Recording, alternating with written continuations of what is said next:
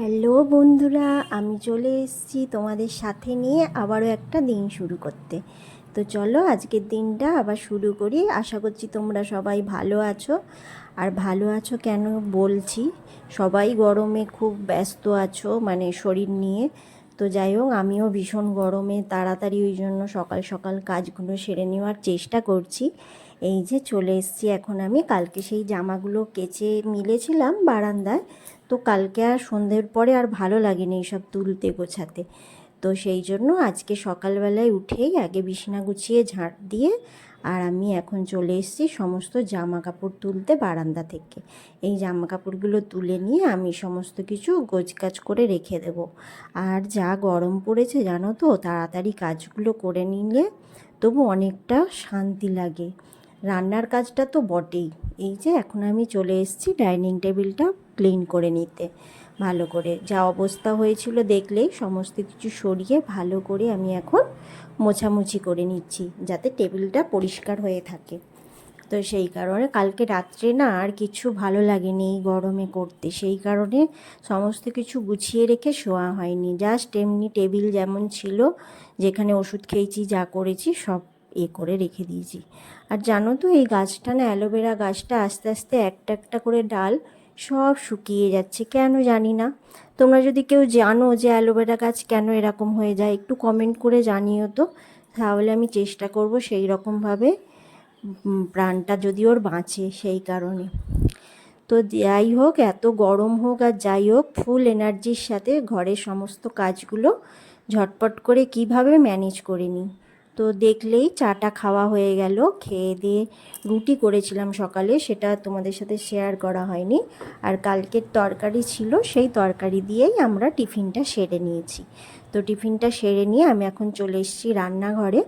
রান্নাঘরে এসে এই যে চালটা ভিজিয়েছি, বাসমতি চাল।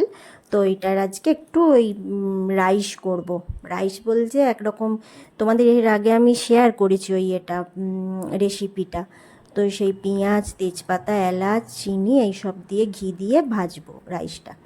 তো এখন আমি এইগুলো সব ব্রাশ দিয়ে ঝেড়ে নিচ্ছি, কারণ এগুলো একটা চেয়ারে ছিল। এইগুলো এবারে আমি অনেকটা উঁচুতে এগুলোকে তুলে দেব। তো ওই দিকে আমি চালটা ভিজিয়ে দিয়ে আর এদিকে চলে এসেছি এইগুলো সব ভিজিয়ে রাখতে। এই যে ভালো করে ভিজিয়ে দিচ্ছি, এগুলো সব ভালো করে ভিজিয়ে ধুয়ে রাখবো। তো সেই জন্য এখন আমি একটা একটা করে সাবান জলে সব ভিজিয়ে দিচ্ছি।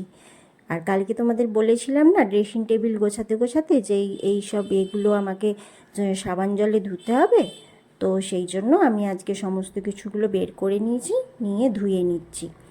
ধুয়ে তারপরে এগুলো এখন জল ঝরতে দিয়ে দেবো। এখন আর এগুলোকে কিছু করব না, সেই বিকালে দেখবো এগুলোকে সব যে যার জায়গায় সে তার স্থানে রাখবো। তো এই যে আমি এখন এইগুলোই করছি। সমস্ত কিছু কাজই তো ম্যানেজ করে করতে হবে, গরম বলে কি আর বসে থাকলে হবে বলো। সেই কারণে আমি সমস্ত জামা কাপড় ভাঁজ করে নেব। ভাঁজ করে সব যে যার জায়গায় সেটা তুলে দেব। দেখলেই তো সকালবেলায় কত জামা কাপড় বের করেছি। তো সব কিছুটা চটপট করে গুছিয়ে নিচ্ছি। গুছিয়ে নিয়ে তারপরে অন্য কাজ করব। তো এই যে আমি এখন সব গোছাচ্ছি একটা একটা করে। আর হচ্ছে যে মেয়েকে দেব, মেয়ের জামা কাপড়গুলো মেয়ের ওয়ার্ড্রপে রেখে দেবে। আর আমি যেগুলো যেখানে রাখার সেগুলো রেখে দেব। তো এই যে এখন আমি সমস্ত কিছু পরিপাটি করে একটা একটা করে গুছিয়ে নিচ্ছি। জানো তো, গরম গরম বলে বসে থাকলে কি হবে। এই যে যেইগুলো সব এগুলো ধুয়েছিলাম, এই ব্রাশ দিয়ে ঝাড়াঝুড়ি করে চেয়ারে ছিল, সেগুলো এখানে তুলে দিয়েছি। দেখো তো, বলো তো কেমন হয়েছে। এই যে তারপরে আমি চলে এসেছি, এই রাইসটা বানিয়েছিলাম আর চিকেন কষা, চিকেন আলু দিয়ে তরকারি আর কি। তো সেইটাই আজকে আমরা এখন খেয়ে নেব। এটাই রাত্রের জন্য রেখে দিয়েছি। তো রাত্রের একটা ডিমের তরকারি করব। তো যদি পারি তো তোমাদের সাথে সেটা শেয়ার করব। আর এই রাইসই থাকবে, এই রাইসটা মানে রাত্রেও খাওয়া হবে। এটা খেতে খুব ভালো লাগে, তো সেই জন্য একবারে করে নিলাম।